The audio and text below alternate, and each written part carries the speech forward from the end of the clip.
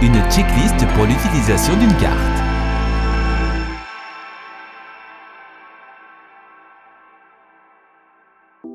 Si tu souhaites savoir lire une carte, tu dois pouvoir reconnaître les symboles utilisés. Tu peux déduire une bonne partie des symboles en t'aidant de la signification de leurs couleurs. Voici donc une petite description des couleurs. Tous les symboles noirs sur la carte sont construits par les humains ou sont faits de pierre. Cela comprend les bâtiments, les objets spéciaux, les routes et les petits sentiers marqués différemment en fonction de leur grandeur, ainsi que les grosses pierres ou les barrières rocheuses. Les surfaces jaunes sont éclairées par le soleil. Cela peut être des prairies, des champs ou encore des clairières. La couleur verte se rapporte à la végétation, comme les buissons et les arbres isolés, les souches ou les forêts. Plus la forêt est dense et plus les couleurs sont vertes foncées sur la carte. Les parties bien courables en forêt sont représentées en blanc. Tout ce qui a à voir avec l'eau est dessiné en bleu. Cela peut être des lacs, des ruisseaux ou aussi des petites ravines humides. Les objets en brun se rapportent aux formes du terrain, comme par exemple les petites collines, les dépressions ou les trous.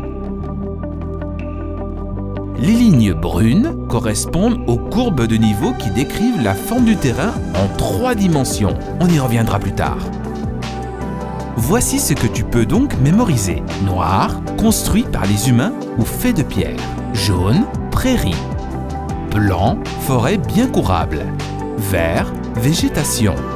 Bleu, eau. Brun, terre.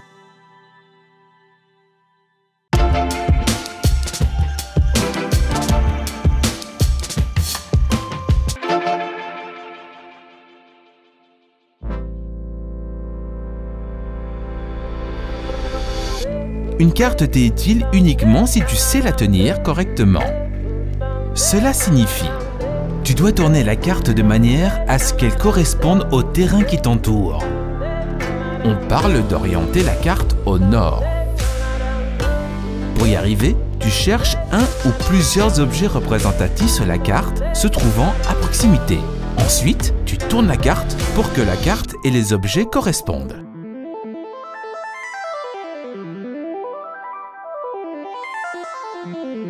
Si les objets dans le terrain et sur la carte se trouvent dans la même direction, tu as alors bien orienté la carte.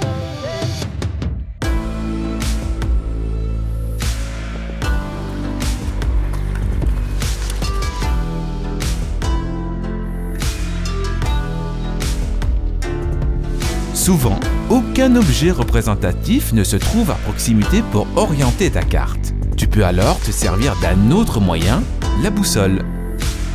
La boussole est équipée d'une aiguille magnétique. La partie rouge de l'aiguille montre donc toujours la direction du nord.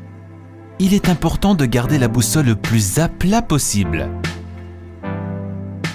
Et voici comment se servir de la boussole pour orienter la carte. Pose la boussole à plat sur la carte. Tourne la carte jusqu'à ce que la flèche du nord dessinée sur la carte et la flèche rouge de la boussole montrent la même direction.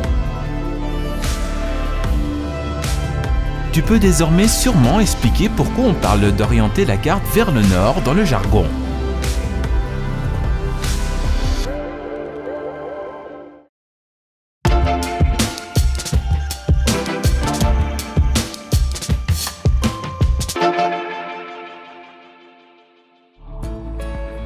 Tu peux t'orienter de 2 manières différentes. Ici, tout d'abord, l'orientation de manière prospective. Tu planifies en avance ton cheminement entre 2 postes. Tu le divises ensuite en plusieurs segments. Par exemple, du poste au croisement, passer le banc et aller jusqu'au carrefour avec l'arbre au bord du chemin, se rendre à la prochaine intersection et pour finir, le poste. En fonction des informations, tu développes une image de ce à quoi ressemble le terrain. Tu mémorises les différents points importants de ton cheminement et les compares avec l'image que tu t'en es fait. Si le terrain et l'image coïncident, tu te trouves ainsi au bon endroit.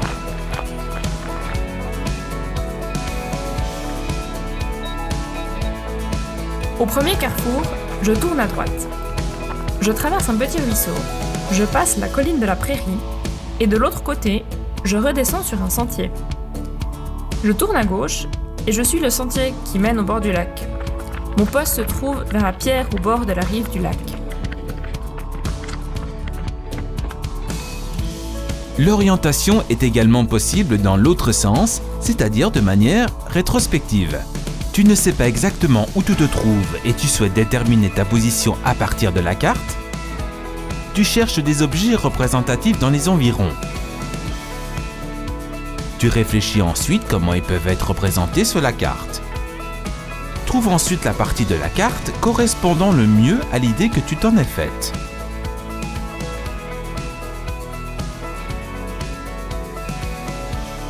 Pour t'orienter, tu peux donc te faire une idée du terrain en t'aidant de la carte.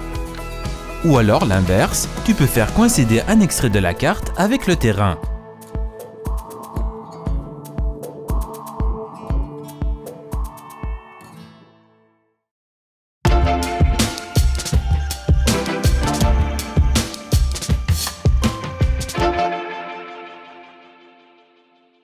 Avec le N comme nord, tu parviens à tenir correctement la carte. Avec le O comme orientation, tu connais ta position. Maintenant, tu aimerais connaître la bonne direction de course. Tu dois prendre en compte les étapes suivantes. Premièrement, tu tiens la carte comme ceci devant toi. Ta position sur la carte doit se trouver tout près du corps. Le point où tu souhaites aller est éloigné de toi, dans la même direction que le bout de ton nez. Oriente ensuite la carte. Pour ce faire, pose la boussole sur la carte. Tourne-toi avec la carte positionnée devant ton nombril, jusqu'à ce que la flèche du nord et la flèche rouge de la boussole montrent la même direction. Si tu regardes devant toi, ton regard sera exactement tourné vers la direction de course souhaitée. R comme repérage est très simple. Carte devant le nombril, se tourner avec la carte, jusqu'à ce que la flèche du nord et l'aiguille de la boussole coïncident. Et c'est parti!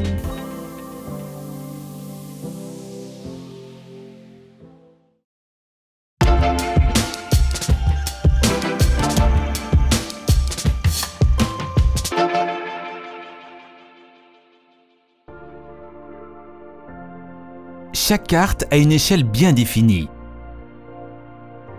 Cette échelle te montre ceci. Combien de fois est-ce qu'une distance sur la carte était plus petite que dans la réalité? Si on dessine un parcours à une échelle 1 pour 1, l'illustration correspond exactement à la réalité. Si on choisit une échelle 1 au 4000, le parcours sur la carte sera représenté 4000 fois plus petit. Cela signifie 1 cm sur la carte correspond à 4000 cm. 1 cm correspond donc à 40 mètres dans le terrain. Il existe différentes échelles courantes. Les cartes de CO, comme par exemple en forêt ou en montagne, ont une échelle 1 au 10 000. À cette échelle, pour 1 cm sur la carte, tu dois courir 100 mètres dans le terrain. D comme distance signifie donc que tu devrais pouvoir estimer la longueur d'une tirée dans le terrain.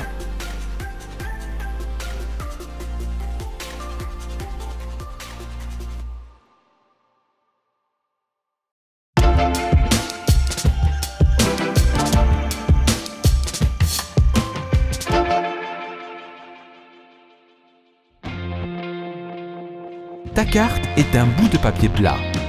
Dans le terrain, cela monte et cela descend.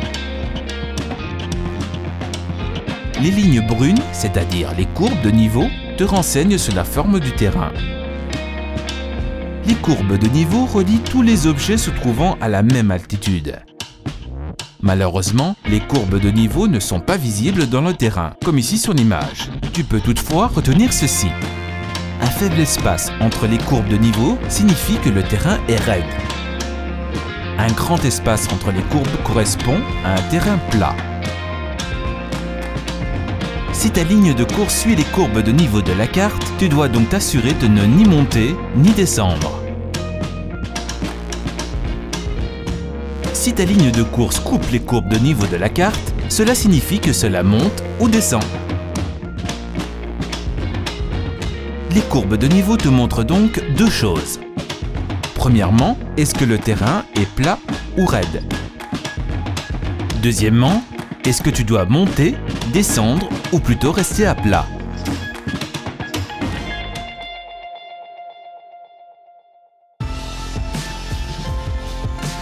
Grâce à Norda, tu peux te déplacer de manière sûre d'un endroit à un autre en t'aidant d'une carte.